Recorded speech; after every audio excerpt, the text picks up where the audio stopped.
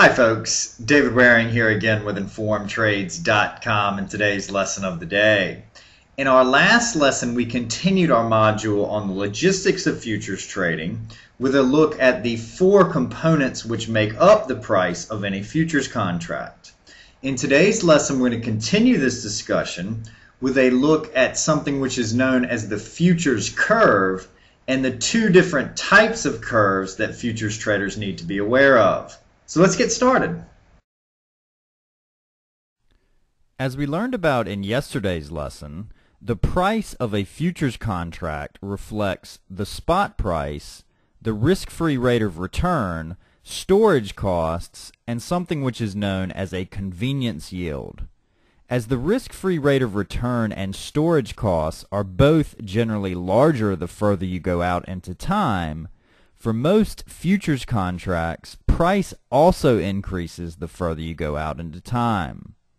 As an example, this lesson was produced in February of '09, and today's prices for cotton futures are what you see on your screen.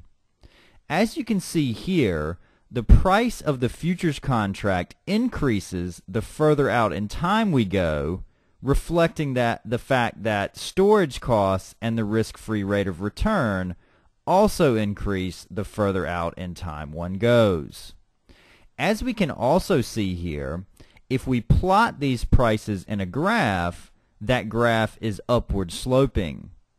An upward sloping futures curve, as we have just constructed using cotton futures prices, is what is referred to as a normal curve or normal market.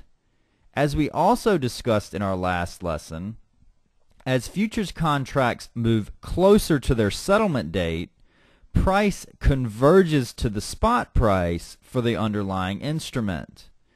Because in this example the futures prices are above the spot price, the futures price will converge towards the spot price from above.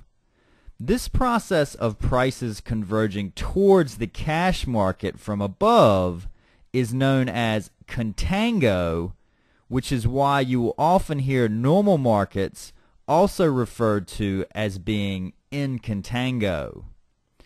Now let's pretend for a second that there's a big fire at one of the cotton warehouses that holds a decent sized percentage of the cotton that is currently available for sale. As a decent-sized chunk of the supply of cotton has just been destroyed, this creates a shortage of cotton. As the basic laws of supply and demand show, anytime you have a decrease in supply but demand stays constant, price should rise. As the fire that destroyed the cotton is presumably a one-time event, however, it also makes logical sense that the supply disruption should affect the prices of the futures contracts which are closest to settlement the greatest, and the ones furthest away the least. A situation where there is a near-term supply shortage, such as the one we have just described, can cause the prices of the contracts closest to settlement to rise above the contracts furthest away from settlement, which would look like what you see on your screen now. When we plot these prices on a graph, instead of being an upward sloping or normal market, this market is now downward sloping. Like upward sloping markets are called normal markets, downward sloping markets are called inverted markets. In this example, because prices for futures are below the current spot price, the futures price will converge towards the spot price from below as we move closer to settlement. The process of prices moving towards the spot price from below is what is known as backwardation, which is why you will also hear inverted markets referred to as being in backwardation.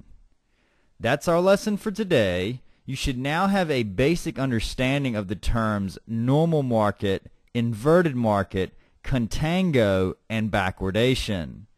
In our next lesson, we will continue our look at what the relative prices of futures contracts with differing settlement dates can tell us about the market, so I hope to see you then. As always, if there's any questions or comments, please feel free to leave them in the comment section below, and good luck with your trading.